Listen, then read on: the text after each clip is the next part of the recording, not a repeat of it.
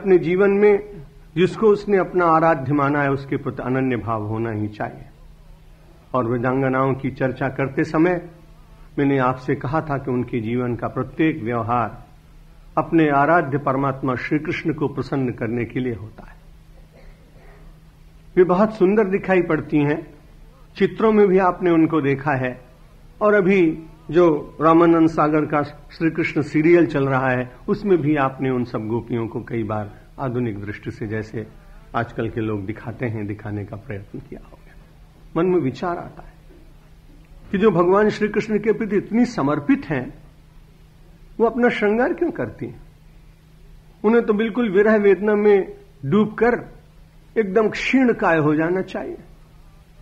और ऐसा प्रश्न उस काल में भी किसी ने किसी गोपांगना से किया तो उसने कहा तुम्हें मालूम नहीं है, मैं तो अपने जीवन में जो कुछ करती हूं श्री कृष्ण को प्रसन्न करने के लिए करती हूं।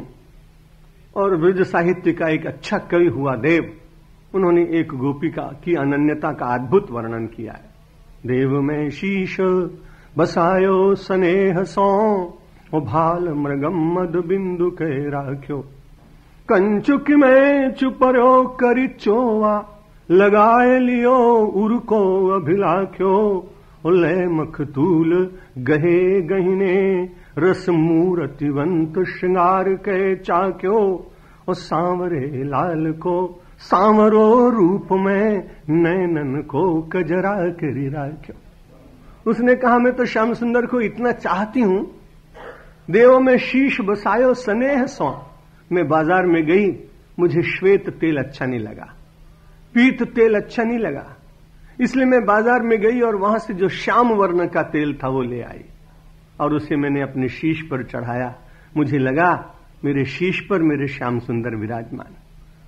देव में शीश बसायो स्नेह सो भाल मृगम्मद बिंदु कह राख्यो।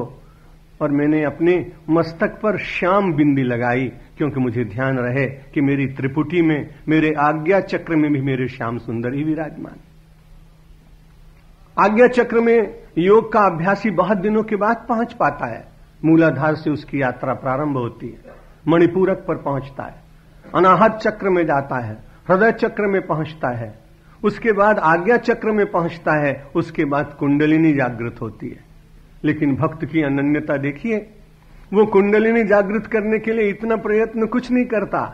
वो तो एक साधारण से तैल के द्वारा अपने श्याम सुंदर को अपने शीश पर बिठाकर और फिर वो ऐसा मानता है कि चक्र का भेदन क्या करना, मैं तो उसे आज्ञा चक्र पर रखूंगा और वो जैसा जैसा निर्देश मुझे करेंगे बस वैसा ही मैं जीवन व्यतीत करूंगा।